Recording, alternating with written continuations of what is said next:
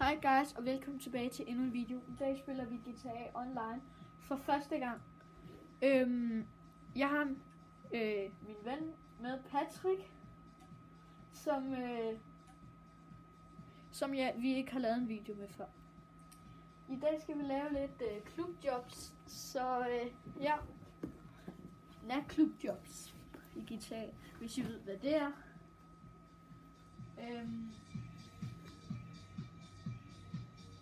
Så indtil videre så er min natklub sådan ret ny, ja. Ham her skal vi smide ud, fordi han må ikke være her. Nej. Hvorfor er det så, at han ikke vil være her?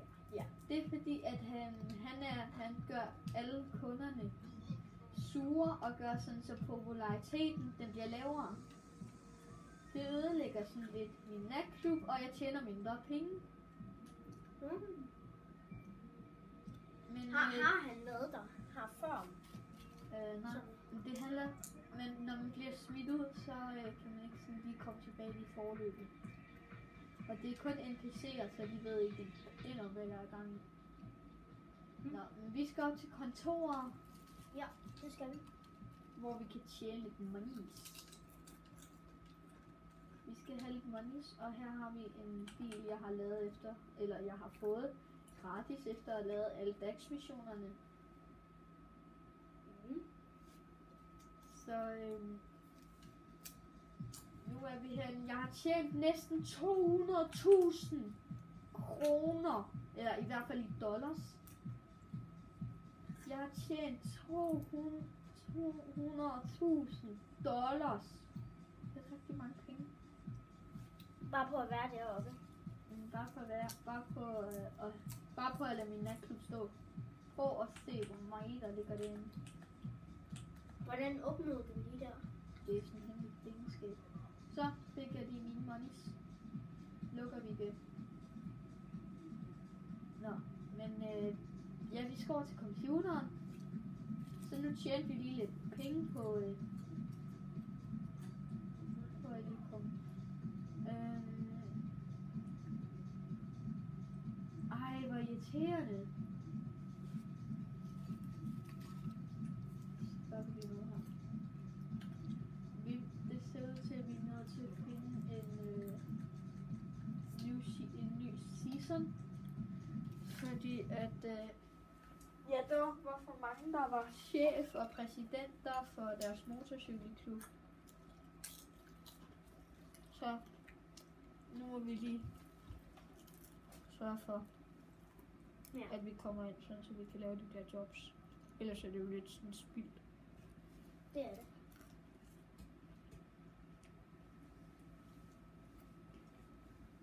Nå, men hvis I kan lide videoen og godt kan lide at se noget mere GTA, så like da videoen, hvis I har lyst. Og så laver jeg mere GTA.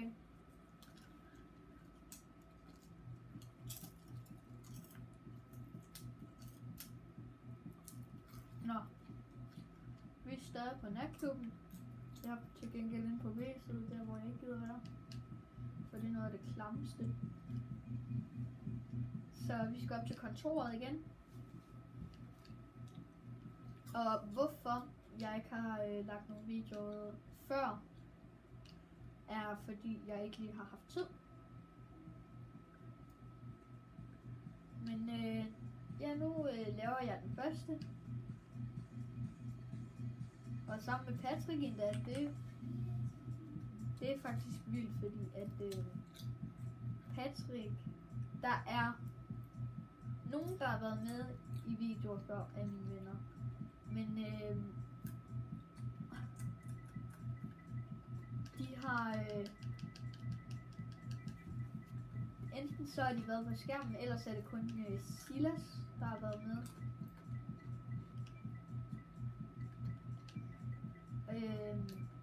Så Patrick, han er den første, der er med i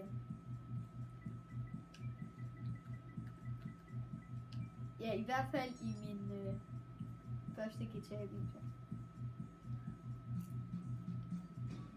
Og nu har jeg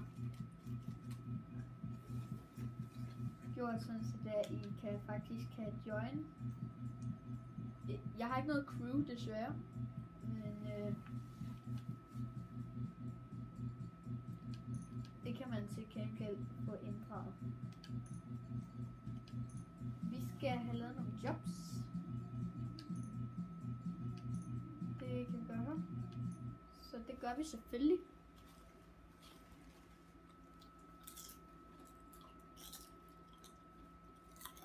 Tjener lidt knaster.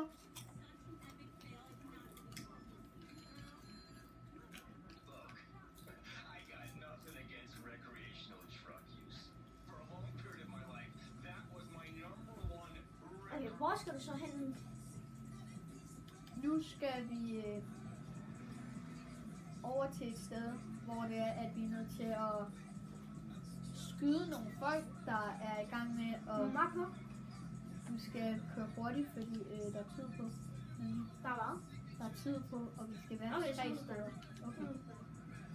Vi skal ud og tage nogle dealers ud, som er i gang med at sælge sådan nogle stoffer, og det vil vi måske gengæld ikke have. Dem vil vi gerne have fat i. Så vi skal tjene lidt penge på det. Det tjener man lidt knaster på. Man tjener ikke særlig meget af det. Det er mere, hvis man sælger sine ting, man har nede i sin storage. Men lige nu, så ved jeg ikke lige helt, hvordan man får fyldt det der storage op. Men det vil jeg snart finde ud af. Og jeg tænker nok, hvordan finder jeg ud af det? Det er lidt nemt. Jeg er bare lige nødt til at se nogle YouTube-videoer, så kører jeg på banen. Nå, vi tager den der er i nærheden. Det er hernede. Nå, det er den. Vi skal lige ned her. Og så skal vi herover.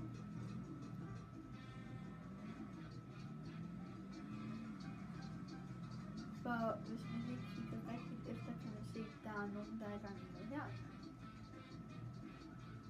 Og hvis man var rigtig smart til, ville man bare tænke, at jeg skyder den bare med det samme. Men fordi så skal man have en bil. Det ville være en rigtig god idé, siger jeg bare. Kan vi lige lave dobbelt? Jeg vil rigtig gerne lave dobbelt. Skal du så skyde andre spillere nu?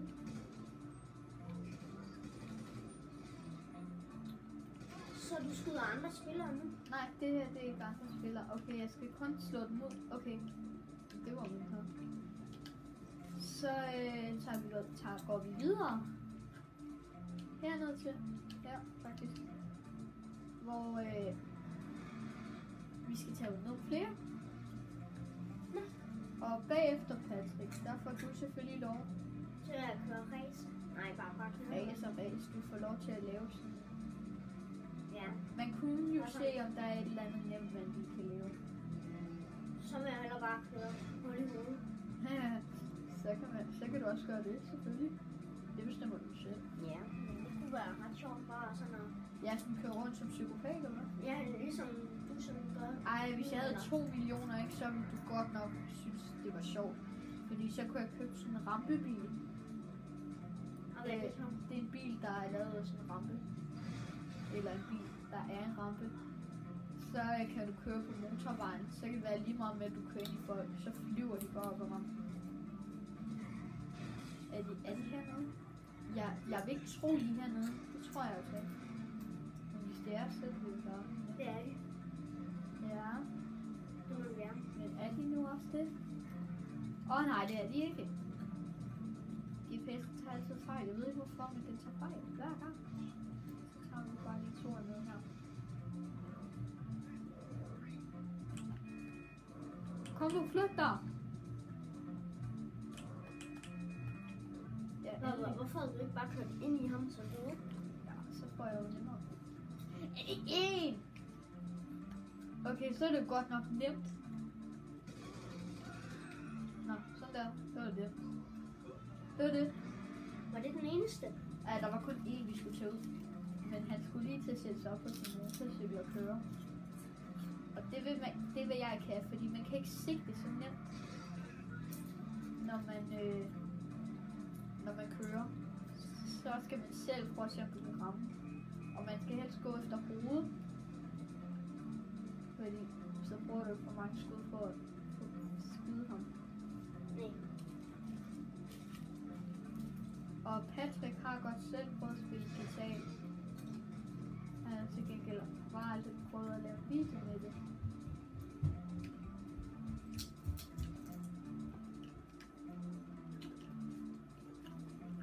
Hej, kom. Go. Og så kommer Efron lige også nu. Skal vi se. Nej, det er bare det her. Ja, han gør det. En krone. Fordi at jeg fandt en 20 og en 5'er nede ved pizzeria, mens du bare drønede afsted væk fra mig. Og så købte jeg 2 kakaoer i bogen og en bolle. Og så får du en 1 krone, jeg fik tilbage til sidst. Nå, men Jeg kunne købe 4 kakaoer. Men det gjorde du ikke. Nej. Jeg må ikke få alt for meget usundt. Nå, men nu har jeg fået taget de der folk ud, men desværre er der noget, jeg skal igen. Og jeg fik 2 gratis kort. Nu skal vi herned. Fordi nu skal vi lige kigge efter nogle folk, der er hernede. Og det har vi 13 minutter til at gøre. Det er jo bare mig. Vi har god tid. Rigtig god tid.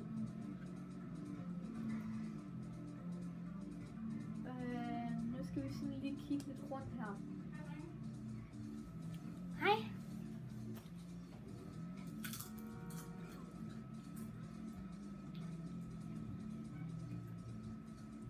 Vi må da være herinde. Det må man da tro, at de er i sådan nogle specielle små byer. Så er det Hvorfor skal du drikke sådan nogle? Det er fordi, at det er sådan nogle, der sælger alle mulige ting, som vi ikke vil have, at der skal sælges. Men det er faktisk her. Kunne man allerede forestille sig. Ja, det her. Var han en af dem? Ja.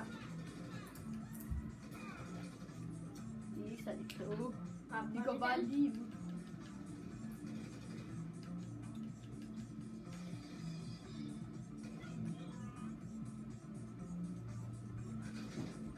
Kom nu. Kom nu frem med dig. Okay. Han står heroppe og gemmer sig.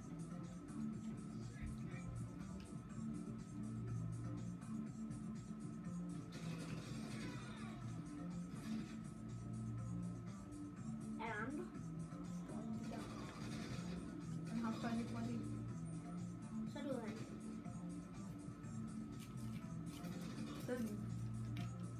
Okay, det var lige alle, der var her udenfor. Så skal vi indenfor.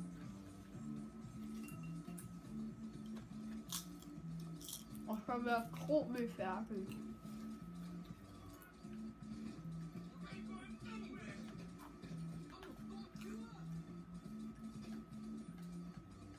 Kan jeg ikke stå lige?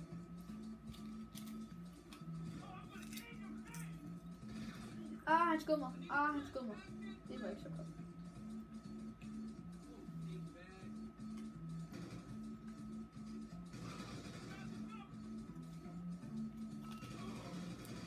Er det der sådan en mission, er ude på, eller?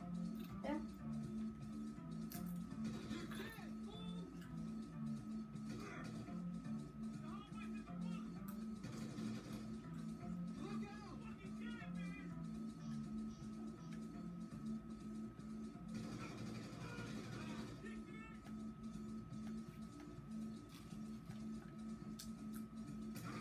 Ja. Hvad laver han? Og var han så lige lidt dum? Ja, han stod bare. Så mig. Okay, Hvorfor løber du sådan ikke ud?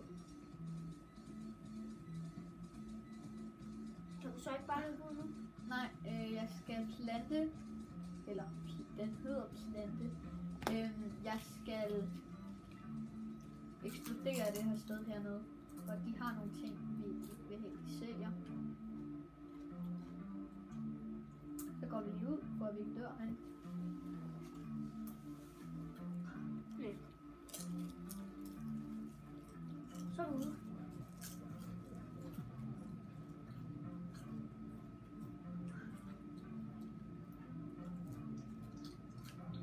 Okay. Så skal vi lige ringe til de der bomber, for at de... Sådan der, så er de sprunget i luften dernede. Alle tingene. Nu handler det bare om at flygte, for nu er politiet efter os. Hvorfor er de det? Det er jo fordi, at de ved, hvornår der bliver sprunget noget i luften, og det er ulovligt. Ej, så kører du også lige foran mig. Har du overhovedet kørekort, mand? Altså, du kan godt lide det. Nå, vi ses. Hvorfor kommer jeg på Oj. Okay, de græder. Heldigvis, mand. Ellers så bliver vi opdaget. Og det er det, man ikke skal. Leave the area. Og bum! Jeg tjente lige 5.000 kroner på det. Men jeg er stadig politiet efter mig. Det er jo ikke særlig sjovt. Så tag en lidt hurtigere bil. Det går fint på den her.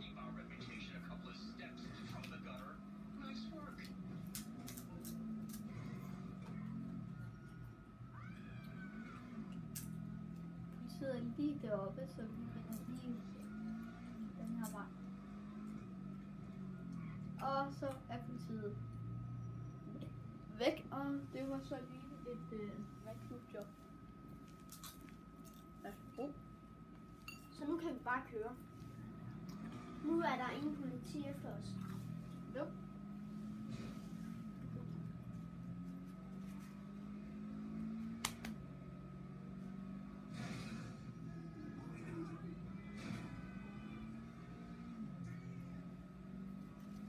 Nå, men jeg tænker, at det var det, og bilen har selvfølgelig kun fået en lille ridse, det gør ikke noget. Og når jeg kalder det en lille ridse, så mener jeg det ikke. Nå, men tak fordi I så med. Og vi ses i næste video. Like og subscribe.